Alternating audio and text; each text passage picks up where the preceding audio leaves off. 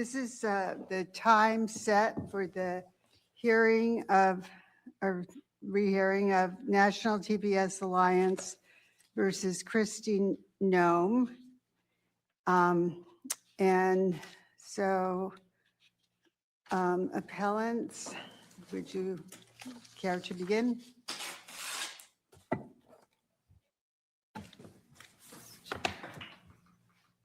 Good afternoon, Your Honor. Sarah Welch for the United States.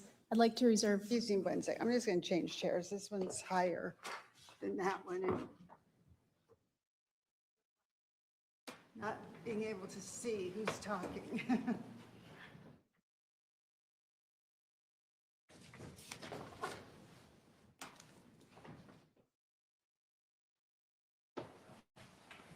All right. Thank you. Okay. Good afternoon. Sarah Welch for the United States. I'd like to reserve 4 minutes for rebuttal. All right. Watch your clock. Thank you. May it please the court. The Supreme Court has already twice intervened in this case to permit the Secretary's decisions to terminate TPS for Venezuela to take effect. Those decisions provide ample reason for the court to reevaluate its decisions in the case thus far, and the court should now reverse. The TPS statute is skewed at several points toward termination of TPS designations. Instead of permitting an indefinite designation, Congress limited the length of extensions or designations. It required periodic review to ensure designation is still warranted. And if the Secretary concludes that a designation no longer meets the statutory criteria, the statute requires her to terminate the designation. When Secretary Mayorkas acted at the 11th hour to exceed the length limitations on an extension, and took the novel step of consolidating off-cycle TPS terminations to effectively grant an unlawful extension of the 2021 Venezuela designation, the Secretary appropriately vacated that extension well before its effective date. Congress also limited judicial review in the TPS statute, recognizing that TPS designations, extensions, and terminations involve core executive branch prerogatives in matters of foreign policy, diplomacy, and national security, which are classic areas in which the judicial branch is ill-suited to second-guess the political branches. Concluding that the risks of judicial review outweigh the risks of executive branch error, Congress provided that there is, quote, no judicial review of any determination of the Secretary with respect to the designation or termination or extension of a designation. The district court mistakenly declined to give that limitation effect when it reviewed the 3 determinations regarding the extension or termination of TPS designations. A subsequent decision and the passage of time have now mooted the Haiti portion of that decision, so just 2 of those conclusions with respect to Venezuela are before the court now. I'd welcome any questions the court has, otherwise I'd like to begin with the bar on judicial review. All right. Would you just begin with, I just want to understand why you believe, what language in the Supreme Court stay orders you believe actually affect this case. Sure, Your Honor. The Supreme Court applies the Winter test to evaluate whether to grant a stay in any case. The factors in Winter and Ken require consideration of whether the government is likely to succeed on the merits of a subsequent appeal and whether a case likely merits Supreme Court review. In order to grant its stay, then, the Supreme Court must have considered the likelihood of success on the merits and concluded that the government was likely to succeed on the merits. I'd highlight 2 pieces of that. One is that we didn't defend on the merits against the plaintiff's arbitrary and capricious claims. We presented only the 1254A, B5A review bar as our argument. So the Supreme Court must have concluded in order to grant a stay that we were likely to succeed on the merits of that claim. And our only argument with respect to the vacater, with respect to the statutory authority claim in particular, was that the Secretary did have the statutory authority to vacate the Venezuela extension just a few days after it was entered. So the Supreme Court, again, must have concluded that we were likely to succeed on the merits of that claim. Whether or not it provided reasoning, published an opinion, we don't think affects whether it considered that, and thus the effect of its decision on this court. The court itself has at least not to this point, stood on such a summary order as precedential. This is distinguishable from the Boyle-Wilcox pair. I think the 2 decisions in this case represent their own pair, where the Supreme Court treated its first stay order in this case as effectively controlling its second stay decision when it said the parties' arguments and their relative positions remain the same. And so the same result was warranted. So I do think it's treated the first NTPSA stay decision as effectively controlling the second one in the same way that Wilcox effectively controlled Boyle. But what part of it? I mean, it could be they're applying the Enkin factors. Is it possible that the Supreme Court could have decided the equities were so one-sided, given the executive action and deference to that branch, that controlled? How do we know to what extent these prior decisions were about the equities rather than the merits? Just based on the four-factor test that the court considers, that it's described as controlling its decisions, one of those factors being the likelihood of success on the merits. Right, but they're not elements, right? They're factors. So the court itself hasn't told us that it was how it came out on each of those factors. All we have is that you fed in these four factors into the Supreme Court in your arguments, and it came out saying somehow that those factors work in that. I believe the Supreme Court has said that the likelihood of success on the merits is typically the most important factor, so I think it would be unusual to think that it hadn't evaluated that factor at all in reaching its conclusion. It's true that it hasn't provided us with analysis on how it applied each of those factors, but we do think that the court should certainly take into account the Supreme Court's two interventions in this specific case as it evaluates. I would also like to speak to the plaintiff's lead argument in their brief that this panel's previous decision should control as a matter of precedent in this decision. We think that's incorrect for a couple of reasons. One, of course, we still have a pending motion for this court to vacate its prior decision. We think the most orderly way to proceed would be to rule on that motion, grant that motion, and vacate the previous decision since it became moot well before we had the opportunity, just a few business days after it issued, well before we had the opportunity to seek further review.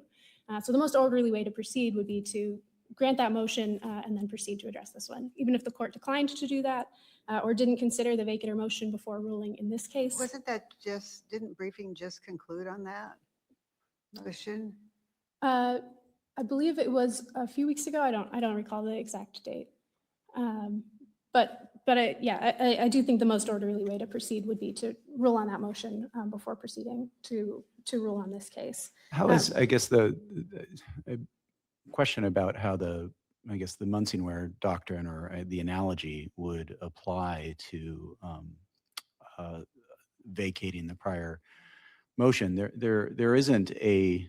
I mean, is our first order or our proceeding order technically moot? Is that the right term for it? I think the case has become moot. That's how I would describe it. So an attempt to seek en banc reversal or Supreme Court review of the opinion would no longer be possible because the case is now moot.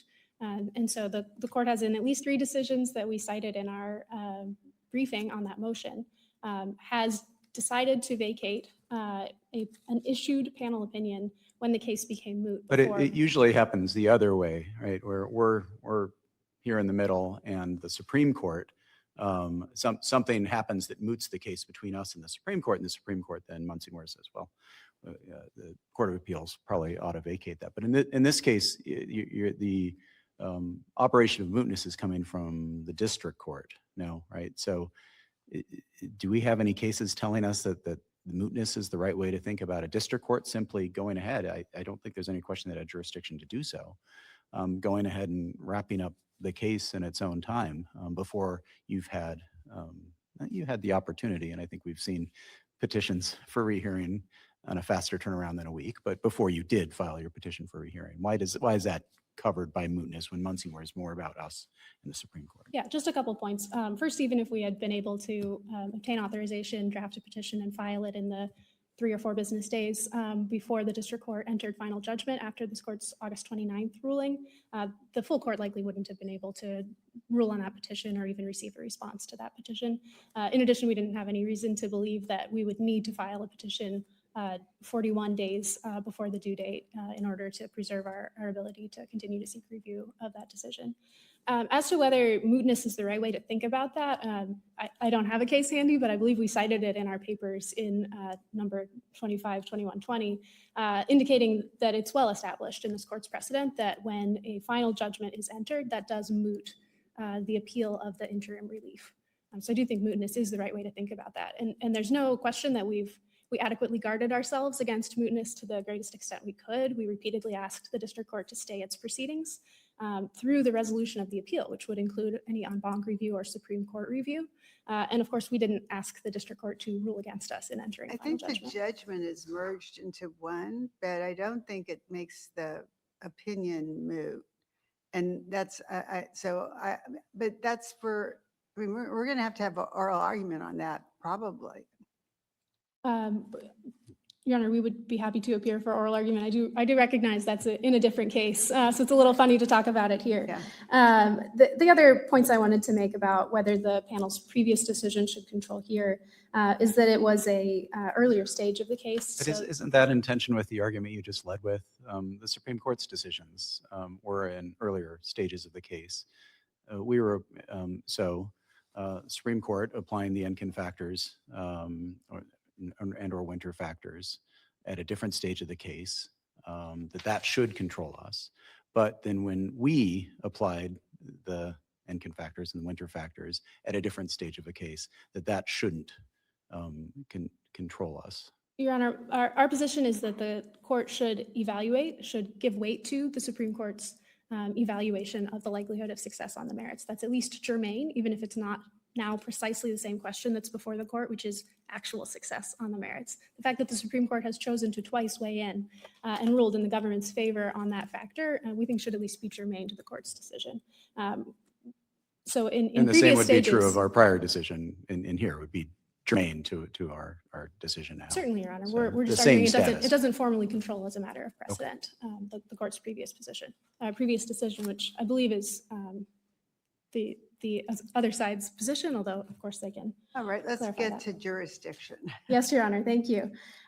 So we think that both the vacatur and the termination are determinations with respect to an extension or a termination of TPS.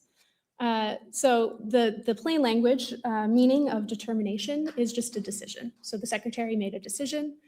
It was any decision, that's a broadening term, and it was certainly with respect to an extension. A vacatur of an extension is a decision with respect to an extension, and a termination is certainly a decision with respect to a termination. In support of that, I would particularly direct the court to a provision of the statute that we cited in our reply brief, subsection D3, which requires the secretary to publish notice of the determination, which is clearly using that word in the meaning of her decision. She's supposed to publish notice of her decision. As to the sort of presumption of consistent usage argument that the plaintiffs have pressed in their brief, we just don't think that holds up as a way of reading the statute.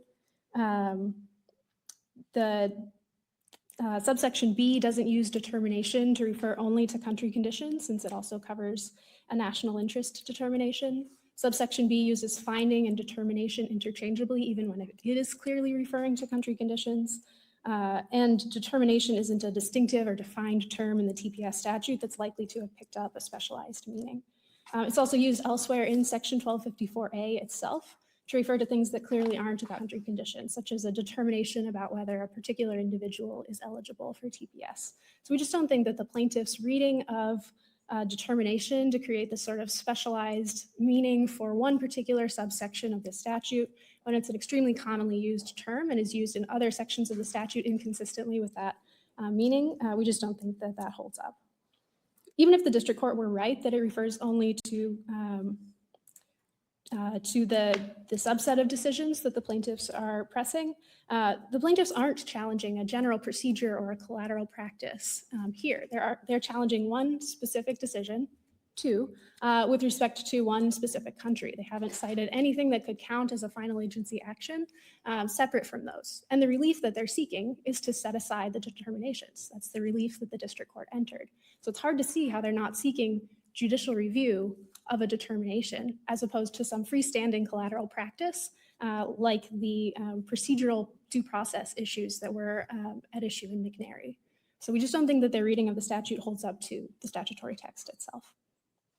As for section 1252 F1, just a couple of points on that. One is that the plaintiffs and the district court haven't given a meaning to the second term in the phrase enjoin or restrain. And I would also point out that the panel's previous opinion treated this section 1252 F1 question as controlled by immigrant defenders. That decision was in the 705 posture, and as far as I'm aware, there's no decision specifically on the section 706 posture. So the previous reasoning in the panel's opinion wouldn't cover this section of 706. Why would that matter? There are two different forms of relief. So section 705 gives its own criteria for what it is, what it does. But isn't 705 more, I took it, this was the government's argument first round, more like an injunction than a 706 vacator? Your Honor, I'd make 2 points about that. One, a section 705 ruling certainly is functionally indistinguishable from a preliminary injunction. That's a very familiar form of relief. The same factors apply. Set-asides injunctions? Your Honor, the district court made the conclusion in our post-judgment briefing that it did count as an injunction for purposes of Rule 62 for the effective date of the judgment. So that particular decision, I think, cuts strongly in our favor as for Section 1252 F1 arguments. The other point is that we now have the district court's decision to enforce the judgment. Its conclusion that compliance with the judgment required DHS to update its website and actually to reopen its registration portal. So even if there were doubt at the interim relief stage about whether this was truly an injunction or a restraint on the government, those subsequent developments should make this a particularly easy case to see why Section 706 should fall. Section 706 relief should fall within the 1252 F1 bar. Ms. Welch, I did have a question. I wanted to turn to a question I asked previous counsel. What we were to do with the many statements made by the Secretary, arguably indicating animus towards Venezuela. He pointed me to Trump versus Hawaii, which in his mind indicated that we cannot consider statements made by the Secretary and the President when they were not in office. I've read that case, and I don't know if it stands for that proposition. Is the government's position still that point and that's the authority, or are there other authorities that you want me to consider? Your Honor, I think that would be the principal authority for that point. I do think that in the posture of this case, at final judgment, the district court, or partial final judgment, the final judgment is partial because the district court hasn't resolved the equal protection animus claims. So I think that issue has less relevance at this stage of the case than it did at the Section 705 posture, where the district court had granted interim relief in part based on the equal protection claims. Well, let's assume that there's an argument that the Secretary exceeded her authority, and that perhaps that it was arbitrary and capricious, the decision. If the court would find that, then I have to consider those statements, wouldn't I? Your Honor, I don't believe that formed part of the district court's partial final judgment. So I don't think that that would be a basis for affirming the district court. I think that would require a remand in this posture for the district court to pass on that ground. Am I wrong in remembering that the district court pointed out the long list of statements made by the Secretary and the President himself addressing the issue of animus? Your Honor, I don't believe anything in the district court's decision turned on that, and I don't believe that the district court has made any findings on the animus claims in this posture, other than to deny our motion for summary judgment in our favor on those claims. Of course, that denial isn't before the court in this posture. Okay, but your ultimate answer, is my understanding, is that you're standing on that case. Your Honor, I think we would request the opportunity to brief those issues if the court is intending to rely on any equal protection claims or findings of animus. in this posture. I do think I stand by our reading of Trump v. Hawaii that that statements before the president came into office were not relevant. All right, thank you. I'd also point to Regents in support of that point as well. I see I'm very near the end of my time, so I'll reserve whatever's left for rebuttal. Thank you. Thank you.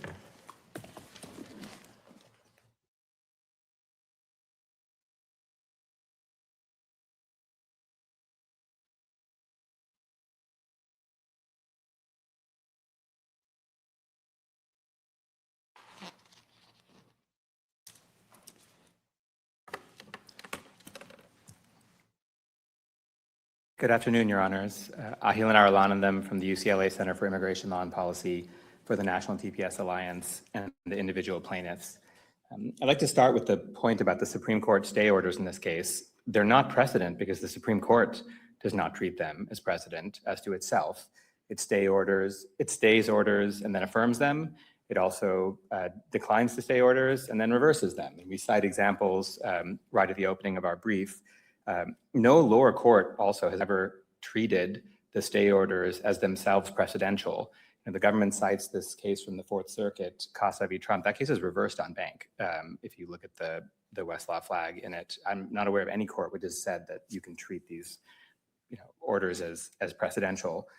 Beyond that, we agree with what you were saying, Judge Johnston, on this subject. Even they describe even the winter, or they're not exactly winter. It's a deviation from that as a guide to what they're doing. And the internal logic of these orders does not prove that there's no jurisdiction over this claim. If you were going to try to read tea leaves and divine from them, which is quite difficult to do, but if you were going to do it, the second paragraph of the first postponement order, which we actually discussed last time, suggests that there is a claim that we can make that it's illegal for the government to retroactively invalidate already issued documents. That is a claim about the statutory authority, which would suggest at least that the first order claims, as you all described them last time, would be cognizable on jurisdiction. I should add that claim is affirmed. We won on that claim in a subsequent 705 motion. It's affirmed in the summary judgment order here. The government has said nothing about it. I still don't know whether they think there's jurisdiction over that claim or not, and how to reconcile the fact that they've never appealed it or challenged it in any way with their jurisdictional position. They're completely in tension with each other.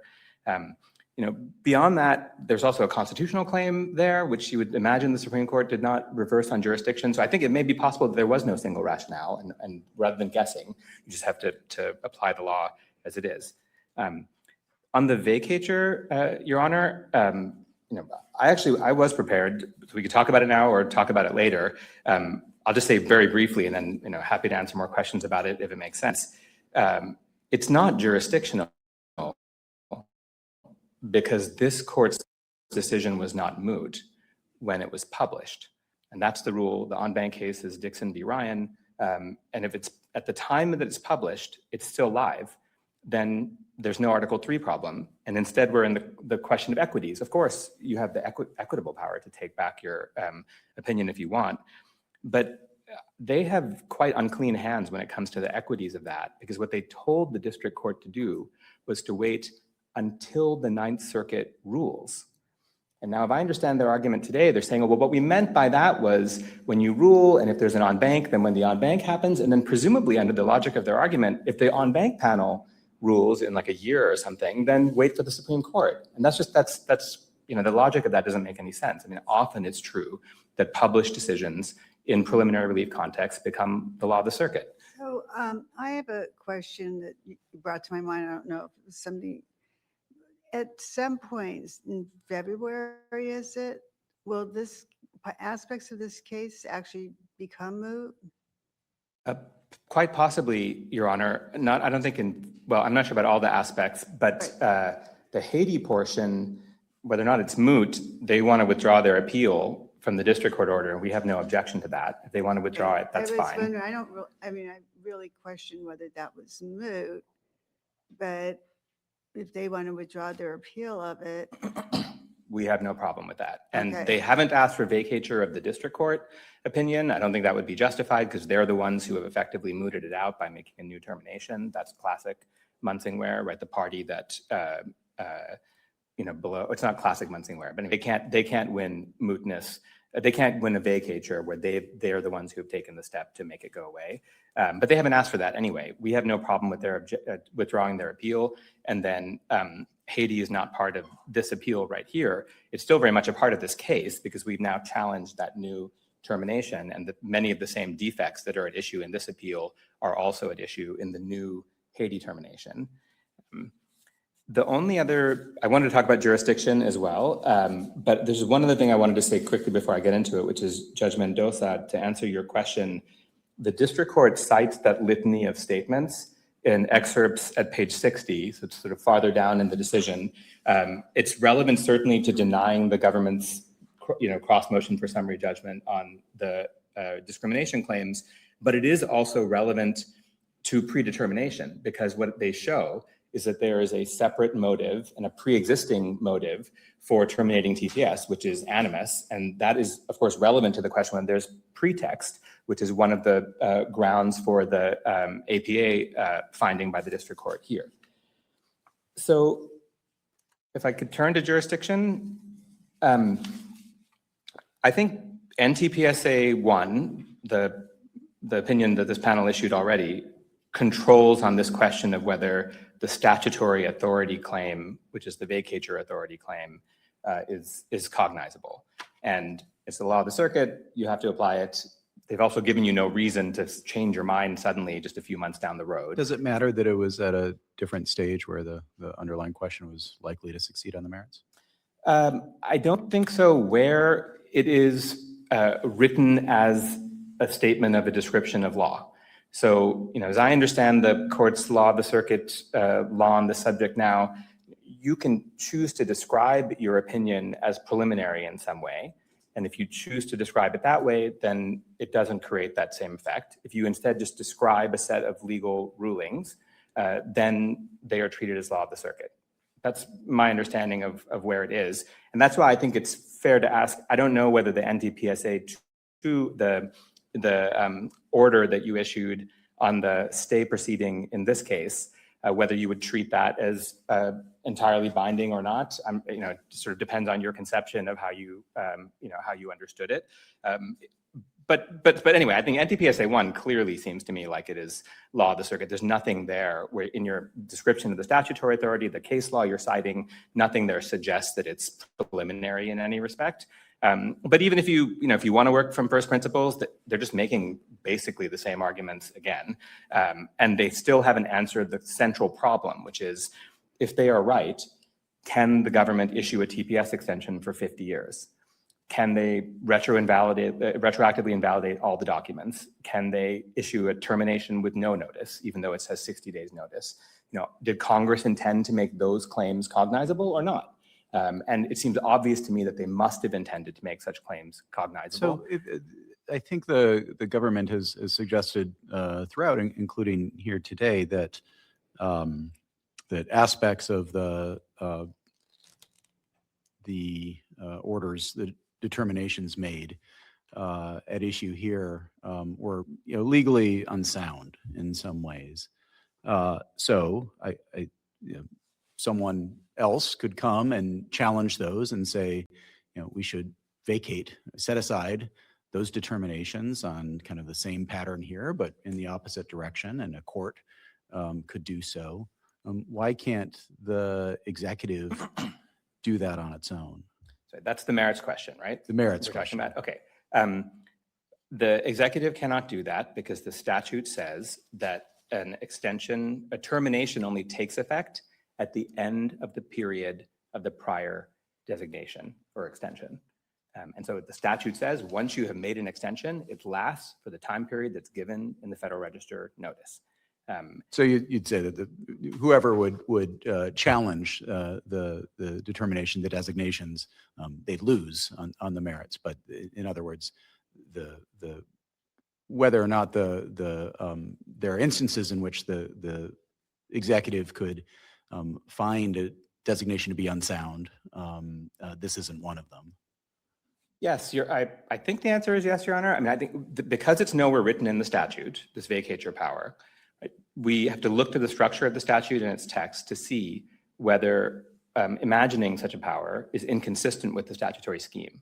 That's I understand. Right. I mean, the government could have, for example, sought a declaratory judgment saying that this designation Yes. is illegal, bring all the same claims that you're bringing, but in the other direction.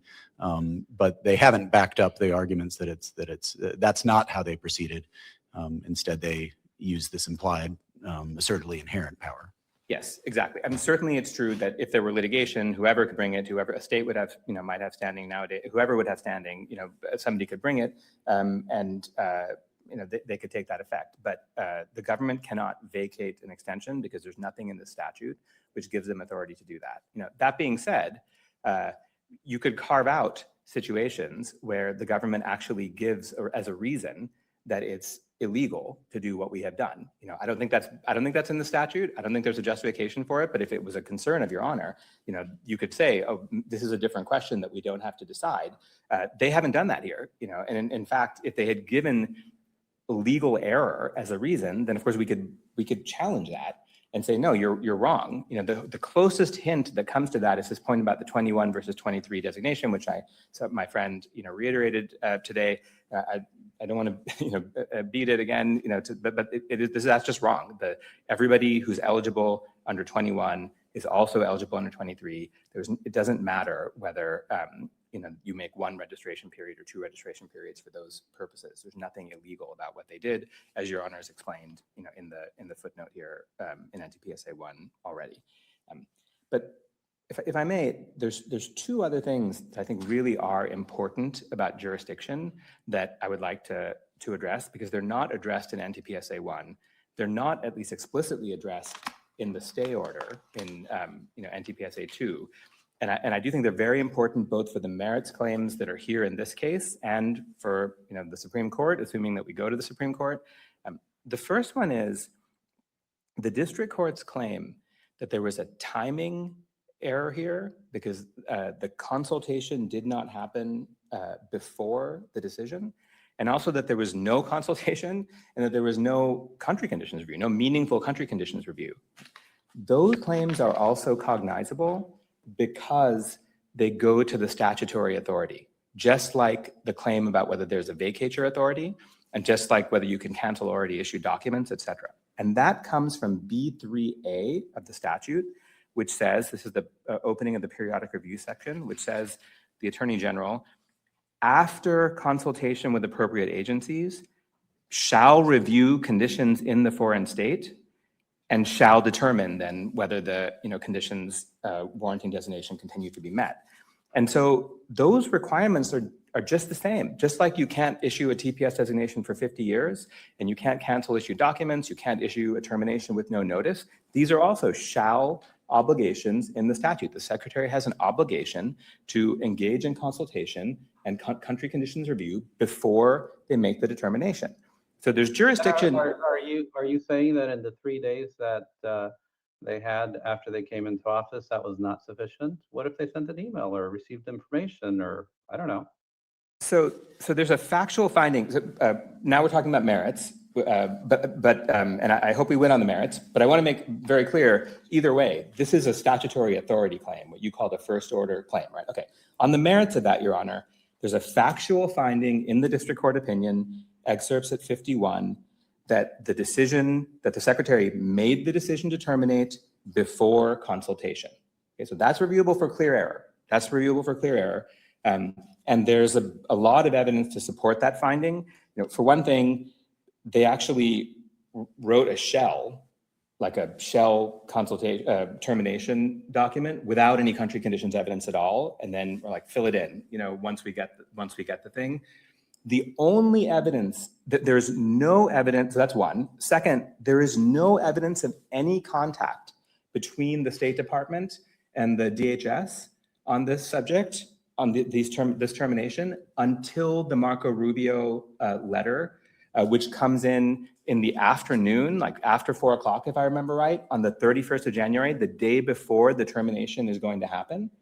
And it is So that also suggests there's not in fact consultation going on.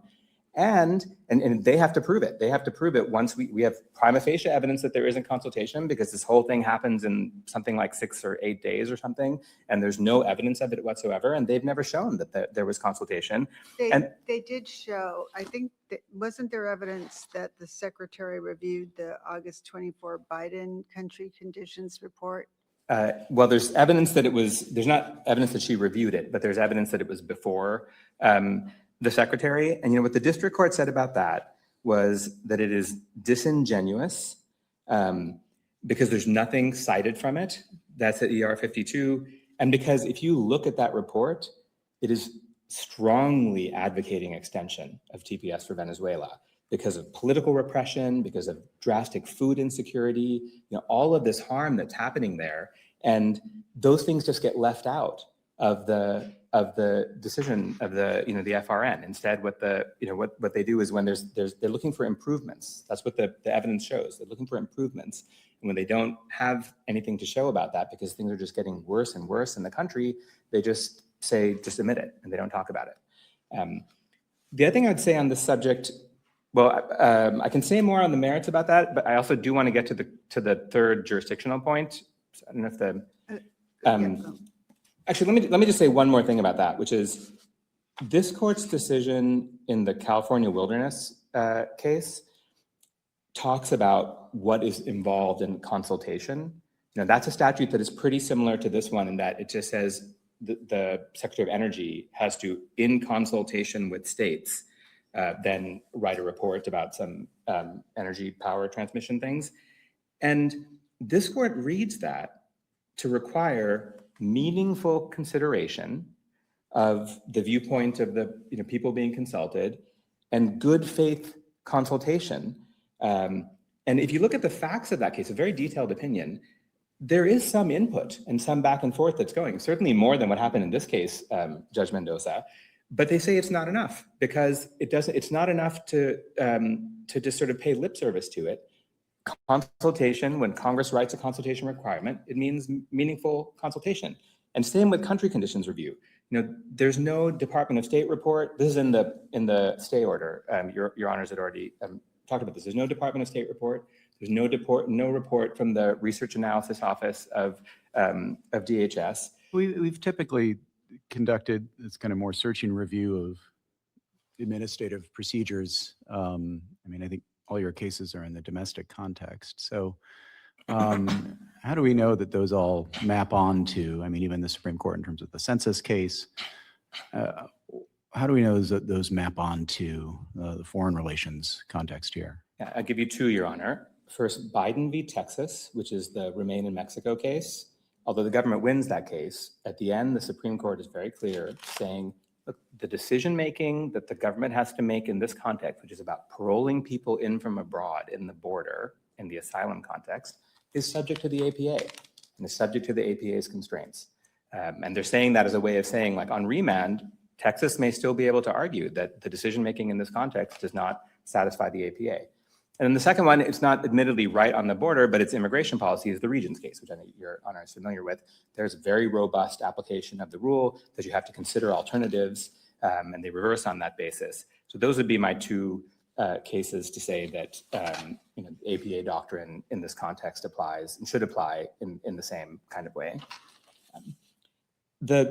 The dispute we're having over the meaning of determination, I'm going to go back, if it's okay, and talk about jurisdiction for the third claim, right? The dispute that we're having over the meaning of determination is really only relevant for these claims about unexplained departures from past practice and pretext, right? Because our first two claims, the vacatur authority claim and also the no consultation and the timing violation, that the decision was made before the consultation review, those are statutory authority claims.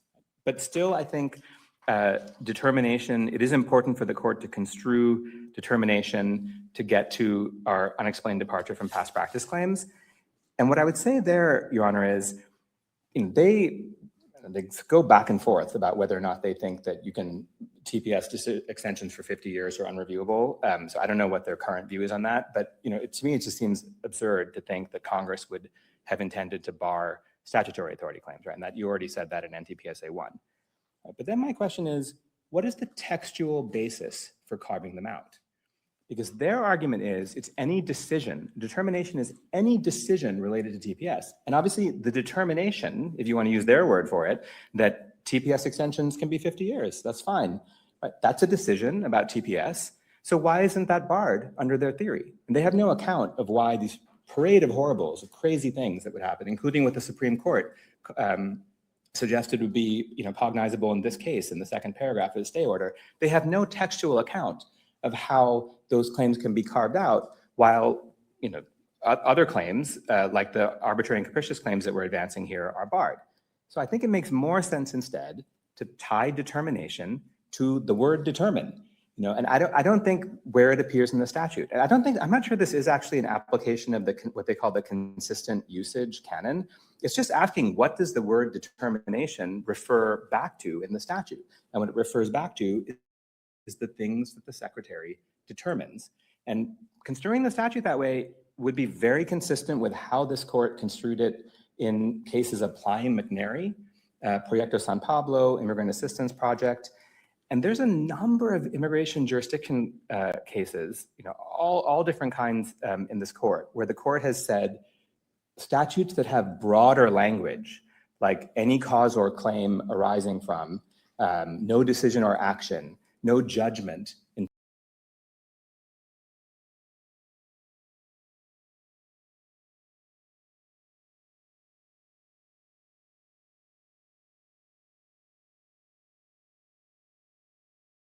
right up until NACA, a very recent decision of this court, you've consistently said when this broader language is used, then we find those kinds of claims barred. When it's narrower, we don't.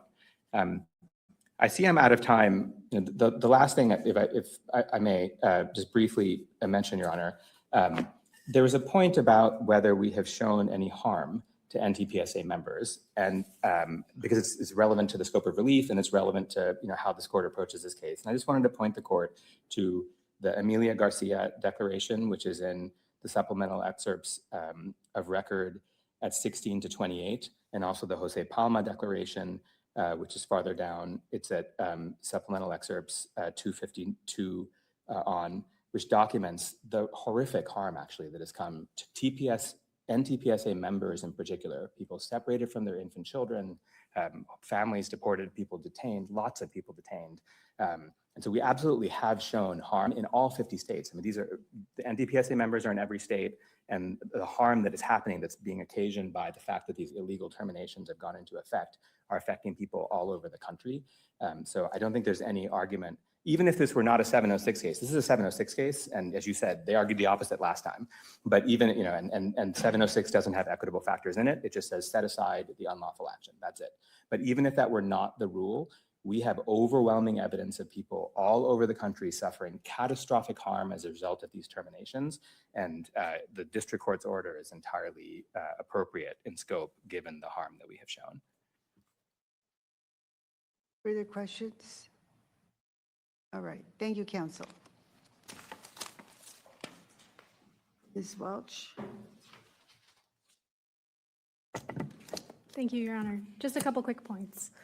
First, my friend referred to the parade of horribles that could result from having a judicial review bar, like a 30-year TPS extension. We do think that the review bar would cover that. That is our position. And that is the only time that a review bar has effect is when there is an error in the underlying decision that it's shielding. So that is what Congress would have expected when it foreclosed judicial review. That's not an absurdity, that's not an unexpected consequence. That is the effect of a judicial review bar. I would contrast that with the effect of not having vacatur when there is a judicial review bar, which even my friends on the other side concede covers at minimum country conditions, substantive evaluation of country conditions. If the secretary doesn't have this inherent vacatur authority, if the statute has foreclosed that, then a plainly erroneous assessment of country conditions can't be fixed by a court and can't be fixed by the secretary. It's just in effect. So I think that's the real consequence of the lack of an inherent vacatur authority. I see my time's expired. I would be happy to talk further about Haiti, and if the court needs additional briefing to determine whether Well, those claims I'll are. give you an extra minute and a half because we gave it to the other side. Thank So you, Your Honor. if there's an additional point you wish to make. Sure. Our view on the Haiti partial vacatur is that that's the sole basis of the district court's decision on the Haiti claims. It didn't pass on the subsequent termination. So the district court's ruling rested solely on the partial vacatur. And the effect of the partial vacatur was just to shorten the extension by 6 months. Those 6 months will expire on February 3rd, which meant that the statutory periodic review timeline, without any effect of the partial vacatur, required the secretary to make a new decision. That's what she published on November 28th. So whether the claims became moot because of that superseding decision on November 28th, or whether they will become moot in 3 weeks or so on February 3rd, the claims will be moot. And so that's the result of either the passage of time or the functioning of the statute, So which are is you non-discretionary. withdrawing your appeal on that claim? We're asking for the court to vacate that portion of the district court's decision as moot because of mootness arising before the panel's decision. But they're not moot yet. They're either moot because of the November 28th termination on the ordinary statutory timeline, or will at minimum become moot on February 3rd, which is the expiration of the Mayorkas extension. Right. We'd be happy to submit extra briefing on that if that would be helpful to you, Your Honor. Yeah, I think we would like maybe a letter brief, maybe supplemental letter briefs from both sides explaining that point and Yeah, I had taken the 28J letters to request us to dismiss the appeal, Sure, Your Honor. which is not vacating the district court decision. Right. So we think that the judgment line should say that that portion, I think this is on the beginning of the last paragraph on page 2, the court should dismiss that portion of the appeal challenging the partial vacatur and vacate the corresponding portion of the district court's decision under Munsingware, since it became moot before the court could issue a decision on it. all right, well, I'll look into that. Thank you, Your before- Honor. And if we do require supplemental briefs, we'll issue an order doing so. Thank you, Your Honor. All right, are you finished, counsel? I'd be more than happy to. No, I mean, you met your time. Right, so- yeah. But I just wanted you to say, conclude. Sure, Your Honor. If I could just, the last point would go to the consultation arguments. We think that creating a shell document doesn't in any way undermine the idea that there was consultation, doesn't support pretext. It's perfectly consistent with the ordinary decisional process for a subordinate to draft a decisional document before that document has final approval from the decision maker. And I would point out that the California Wilderness Coalition actually finds that for the portion of the decision where consultation did occur, that in part was considering sharing with the states a draft of the decision. So just having drafted a decision doesn't indicate that consultation hasn't occurred. And with that, thank you very much for the court's indulgence with the extra time. All right, thank you, counsel. National TPS Alliance versus Christy Nome will be submitted, and this session of the court is adjourned for today. Thank you.